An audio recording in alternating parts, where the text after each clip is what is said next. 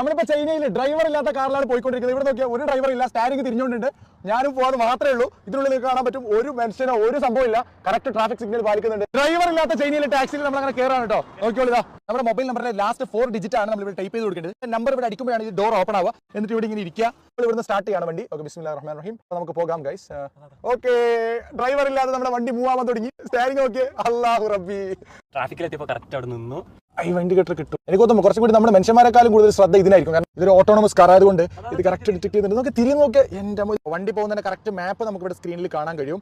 Light ഉണ്ട്, നമുക്ക് light of ചെയ്യാം. ഇവിടെ ഒരു ക്യാമറ ഉണ്ട്. ഇവിടെ ഒരു ചില്ലുണ്ട്, നമുക്ക് അപ്പുറത്ത് പോകാൻ കഴിയും. ഫ്രണ്ട് സൈഡിലേക്ക് ഇരിക്കാൻ കഴിയില്ല. ഒരു ചെറിയൊരു മിറർ ഉണ്ട് അവിടെ. രണ്ട് സൈഡിൽ ഒരു എയർ ബാഗ് ഉണ്ട്. മുന്നിൽ ഒരു സ്ക്രീൻ ഉണ്ട്. 2 സീറ്റ് ഉണ്ട്. ഒരാൾ നല്ല സ്പീഡിൽ വണ്ടി പോകുന്നുണ്ട്. എന്തായാലും ചൈനയുടെ ടെക്നോളജി. ഇവിടെ ഓട്ടോണമസ് കാർ, ഡ്രൈവറില്ലാത്ത ടാക്സികളൊക്കെ സുലഭമാണ്. അപ്പോൾ നമ്മുടെ നാട്ടിലേക്ക് എന്തായിരിക്കും വരിക? കറക്റ്റ് കാണിച്ചു നമ്മൾ അങ്ങനെ സമയമായി. സ്വന്തം വണ്ടി പോലെയാണ്.